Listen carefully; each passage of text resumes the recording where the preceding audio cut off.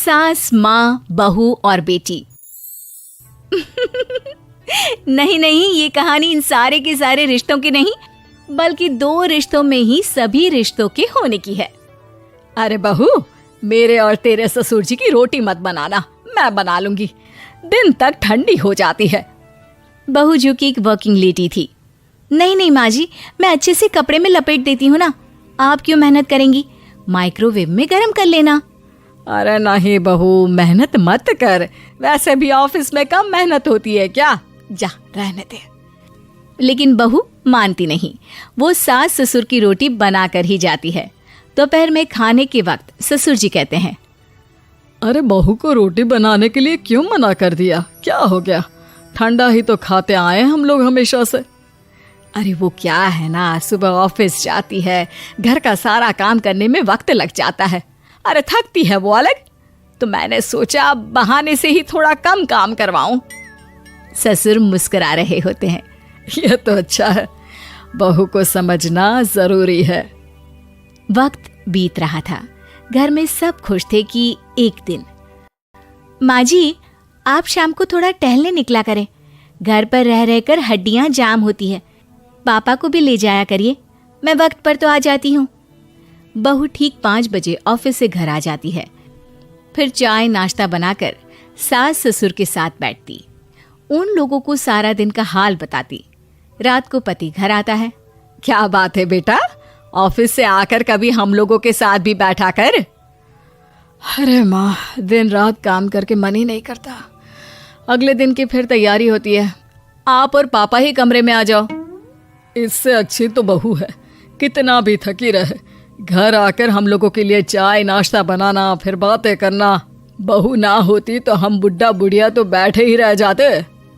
सास और ससुर अब बहू के कहने पर शाम की सैर पर निकलने लगते हैं। सास की कई सहेलियां बनती है तो ससुर को भी कुछ बुजुर्ग लोगों का ग्रुप मिल जाता है। कैसा रहा सहेलियों के साथ शाम का वक्त? हम लोगों ने तो भाई खूब योगा किया। अरे हम लोगों को गप्पों से फुर्सत ही नहीं होती। वैसे मिसेस मल्होत्रा आज बहू के बारे में कुछ बोल रही थी। तभी वहां ऑफिस से बहू आ जाती है जो जींस और टॉप में होती है। क्या बात है माँ, क्या कह रही थी आपकी सहेली आपकी बहू के लिए?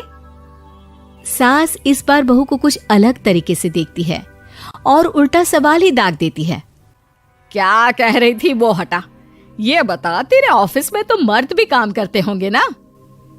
बहू जो अब तक मजाक कर रही थी वो सीरियस हो जाती है।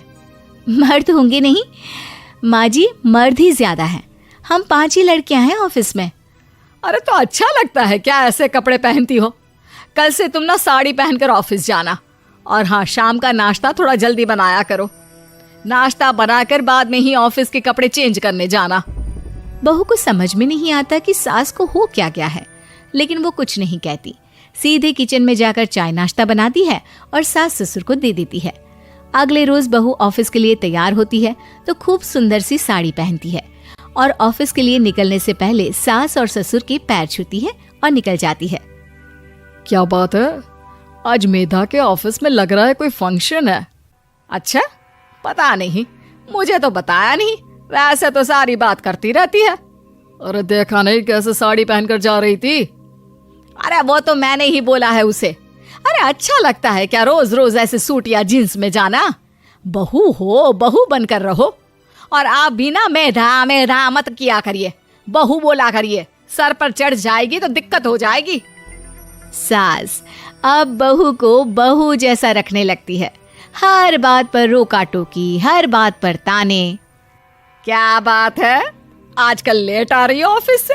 अरे चाय के लिए भी देर हो जाती है, हम लोग फिर पार्क में भी देर से पहुंचते हैं।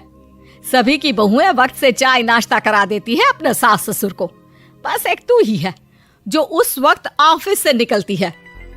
माँ जी, वो एक रास्ता पुलिस वालों ने न जाने क्यों बंद कर रखा है, जिसके कारण ट्रैफिक ज्यादा हो जाता है। मैं कोशिश करूंगी कल वक्त से पहले ही निकल जाऊं।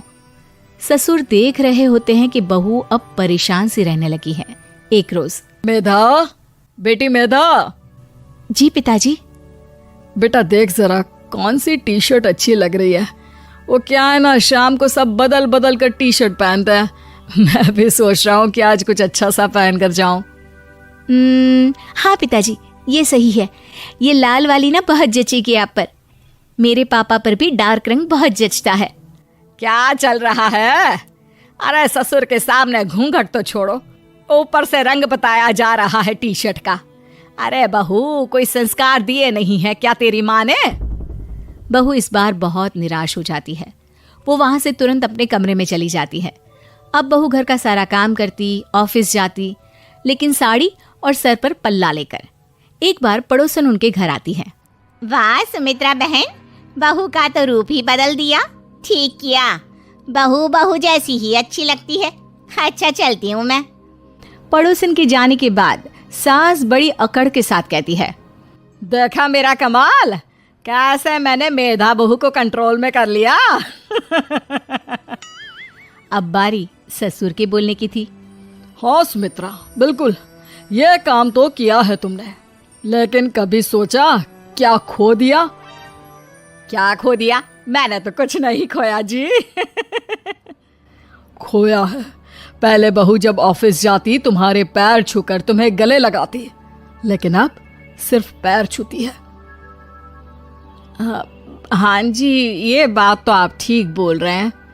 पहले घंटों हम लोगों से बात करती, कमरे में ना जाती, ऑफिस से आते ही खुद की चाय, खाना, नाश्ता सब हम लोगों के साथ करती, सारी बात बताती। लेकिन क्या तुम्हें पता है, बहू की तबीयत खराब चल रही है, वो माँ बनने वाली है। ये बात मुझे बेटे ने बताई कि तुम्हें बता दूं। अब सास की आंख में आंसू थे। वो समझ गई थी कि लोगों के कहने में आकर उसने क्या खो दिया। शाम को बहू घर आती है तो माँ किचन में पकोड़े तल रही होती है। अरे माँ जी, आप रहने दीजिए ना, मैं आ तो रही थी। अरे नहीं, जा तू चेंज कर ले, मैं नाश्ता और चाय टेबल पर ही लगा रही हूँ मेधा। सास के मुंह से अपना नाम सुनकर बहू को बहुत अच्छा लगता है। माँ जी, कोई गलती हो गई है क्या? मेरे होते हुए आप काम करें, ये ठीक नहीं है। संस्कारी और समझदार बहू सास को माँ समझती है, लेकिन सास की बेवकूफ़ी उसे सास ही बनाकर रखती है। बहू, मुझे भी थोड़े संस्कार और समझदार बनने का मौका दे, जिससे मैं भी बहू नहीं बेटी को देखूं तुझ में। और हाँ, मेरा होने वाला पोता क्या कहेगा कि दादी ने तो मेरी माँ को बहुत परेशान किया। बहू सास को गले लगा लेती है। नहीं माँ जी, वो कहेगा कि माँ को तो दादी ने बेटी बनाकर रखा है।